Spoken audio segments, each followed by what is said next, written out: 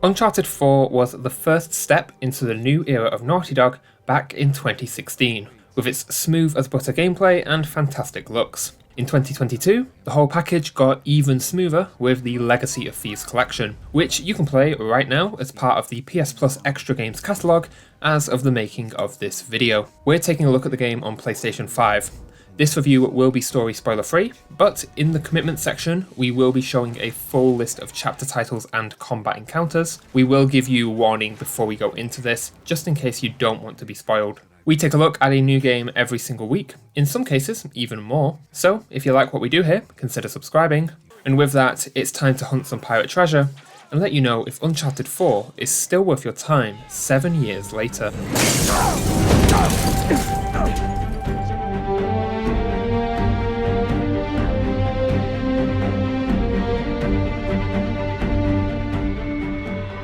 Uncharted 4 remains the best gameplay experience Naughty Dog has put out. It's the familiar Uncharted gameplay you know and love, but expanded in ways that give the player a lot of options outside of the more linear puzzle and exploration sections.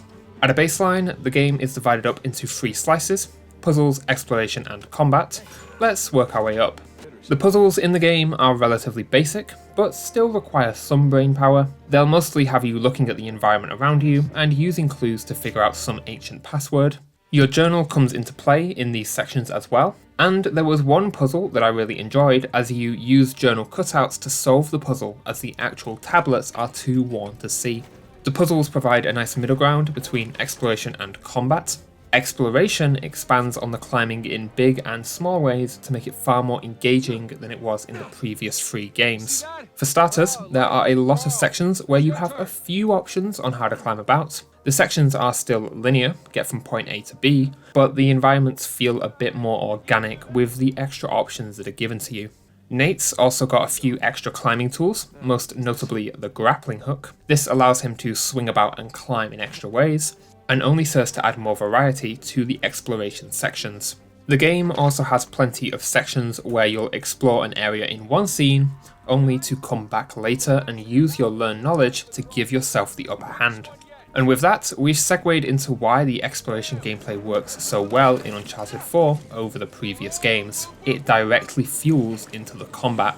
Combat arenas are far more layered and diverse than in previous games, and climbing is so smooth that it becomes just another tool in your arsenal. You can use creative climbing to stealth around enemies, or use the grappling hook to get the drop on them. There are far more options than just sitting behind a wall and popping up to shoot. The new stealth mechanics also breathe a great life into combat sections, and allow the player some agency in how they want to approach scenarios. You can sneak around, take enemies out, and make it through unscathed, or you can go in guns blazing and have a great action moment. If you do get spotted, but don't want to get into a firefight, you can also hide, and enemies will lose track of you. It's a great touch to allow each encounter to flow from stealth to combat and back to stealth if the player so wishes.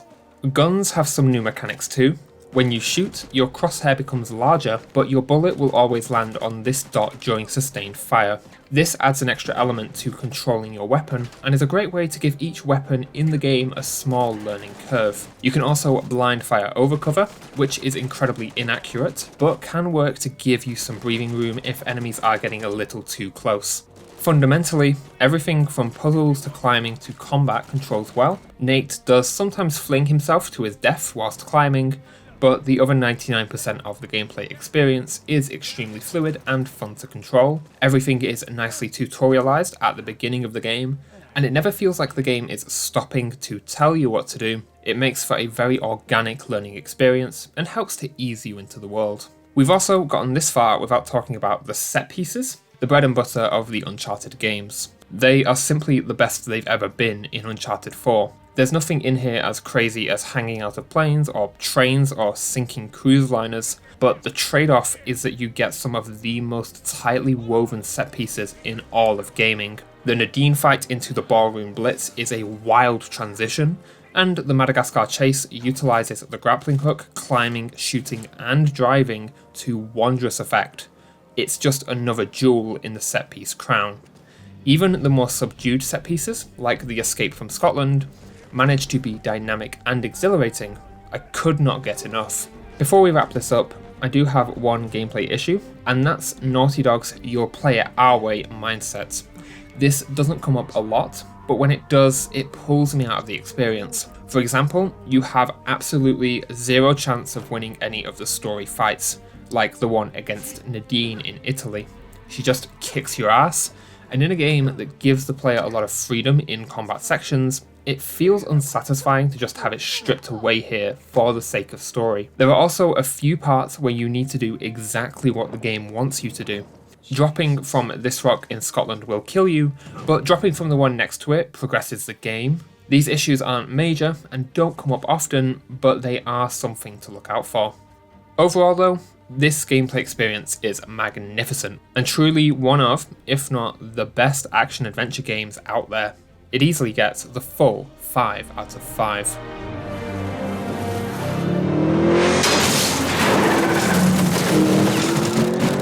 This game is 7 years old and still manages to look better than most games coming out today.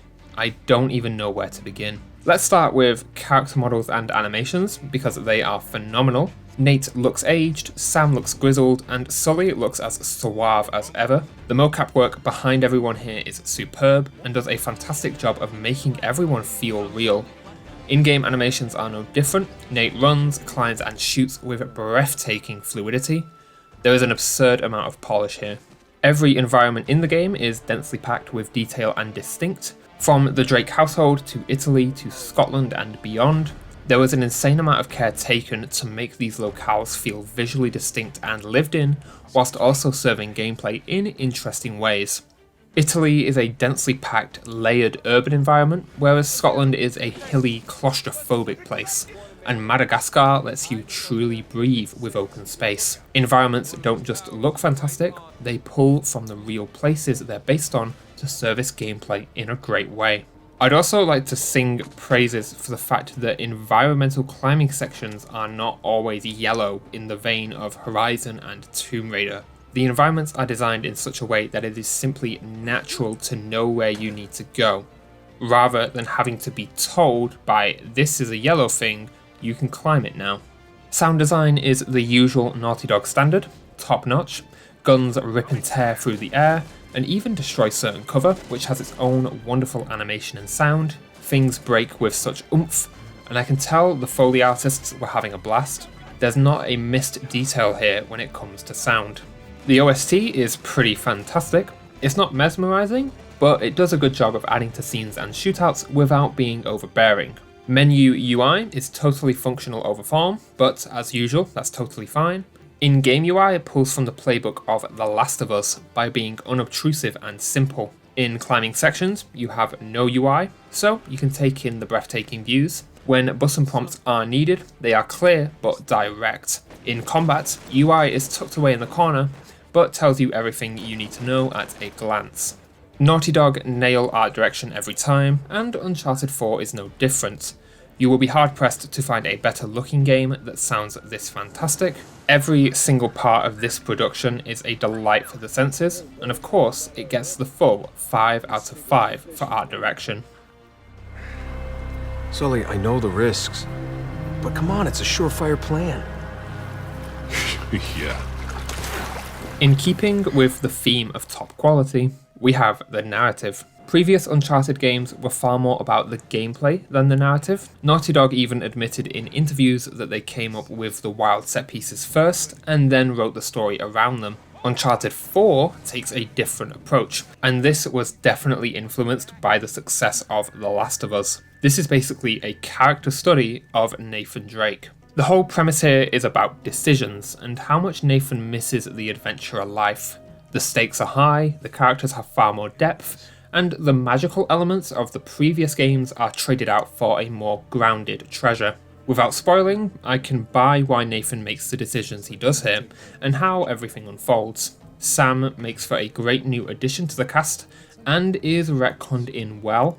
Sully actually acts as Nathan's foil in places, and sticks up for Elena. Elena herself has a wonderful arc throughout the game, and it's great to see her and Nathan work through their rift together, rather than letting it tear them apart. Rafe is a solid villain, a spoiled rich kid with no patience, and Nadine makes for a likeable secondary villain with a solid arc of her own. The whole cast here is nicely woven into each other, and the interactions between them are, as usual, fantastic. Nate and Elena feel like a married couple with their dynamic, and this great dialogue option where you get caught not listening. We've all been there, fellas. Sully and Nathan feel like old friends with great banter and chemistry. The standout in terms of writing of the original trilogy was always the interactions between the characters, and they managed to feel even more natural and grounded here.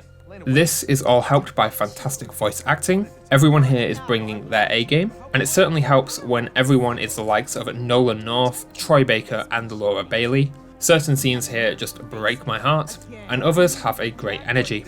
I'd also like to touch on how the gameplay serves the narrative.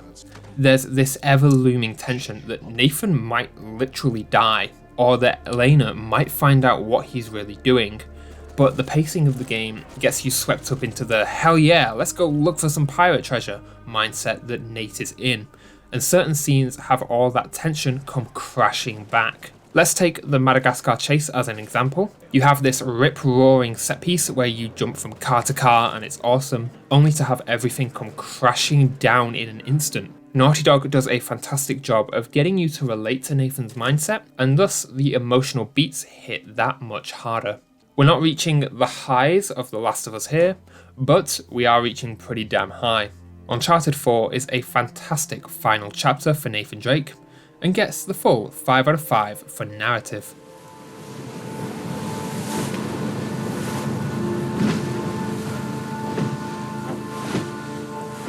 Nathan? Uncharted 4 is a solid content offering with a great selection of settings. We experienced no bugs whilst playing. We did play on fidelity mode on PS5 and experienced no noticeable frame drops whatsoever during our playtime. Content-wise, you're getting the Uncharted 4 single player, as well as the bonus content once you've finished the game. The multiplayer component of the original release isn't included here, and this seems to be a trend with a lot of re-releases. This isn't the best, but Uncharted 4 is a solid content offering with its single player component alone. The bonus content is really nice. Stuff like cheats and filters and concept art are all unlockable once you beat the game. There is also a photo mode. I never really care for these, but there are plenty of options present if you want to mess around with it. You can also import your save from PS4, which is a really nice feature to have. In terms of settings, there are a lot of nice tweaks. You can choose between 5 difficulty settings. Subtitles can be enabled, but have no further options. They are nice and large and readable in-game, but you have to take them as they come. Game hints, tutorials, NPC marking, threat indicators, and no HUD mode can also be toggled. Crushing difficulty does restrict some of these options. Vibration intensity has a slider, and you can enable the PS5 trigger effects. Photo mode can also be enabled here. Aiming has a slider for sensitivity, and you can invert each axis. There are the same separate options for camera controls, as well as camera and vehicle camera assist toggles. There are a few control presets, and you can toggle to remember shoulder swaps. Sticks and sticks whilst aiming can be swapped. For instances where you need to tap buttons repeatedly, you can choose to tap or hold the button. Aim assist has a slider, aim mode can be toggled between hold and toggle, and lock on aim can be enabled. Finally, there are alternate trigger control schemes. You can view the control scheme, but there are no remappable controls here. The default controls are nice, and the options you get are a great bonus, but you have to work within Naughty Dog's limitations. There are sliders for brightness and motion blur. HUD can also be rescaled to fit your display. You can enable HDR if your display supports it. Rendering mode can be toggled between performance and fidelity. If your display supports it, you can also unlock the frame rate. There are audio sliders for effect, music, dialogue, and cinematics. You can select your dynamic range and enable mono audio. There are major language options for text, subtitles, and speech. Finally, there are some nice accessibility settings. The ones from the other menus are lumped here, alongside the ability to toggle a persistent centered dot. Most settings also have a nice little description of what they do. Overall, I'm very impressed. There are some things missing here, but by and large, you're getting an insanely polished package here. Uncharted 4 gets the full 5 out of 5 for specs. Sam, get it to the goddamn car! I'm faster! Stop arguing! Watch out! Oh, shit! It took me just over 10 hours to beat Uncharted 4. This is broken up into 24 chapters. On average, each chapter is around 30 minutes long. It is very easy to break up the game into manageable chunks if you have limited free time. Checkpoints are also insanely frequent, so dying doesn't set you back very far. My time never felt wasted whilst playing Uncharted 4. We're going to showcase the full chapter list of the game here, so if you don't want to see those, skip to this timestamp. The bonus content makes extra playthroughs worthwhile, and you can specifically select chapters and even combat encounters if you wish to experience a specific chunk of the game again. Hard drive footprint is massive at just under 70 gigabytes. This is because you have to install both games that comprise the legacy of Thieves Collection. You can choose which game you'd like to download first, but you have to end up with both. If you have slow internet, a data cap, or limited hard drive space, you will need to be wary here. Overall, Uncharted 4 does a great deal to respect your time, but not so much your hard drive. I like how the game is broken up and the reasons to replay, but that space requirement does knock a point off. And Uncharted 4 lands a 4 out of 5 on our commitment scale.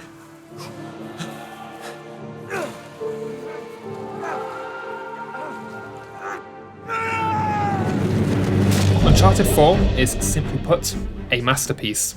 It's an industry-leading blend of gameplay, narrative and art direction almost a decade after its original release.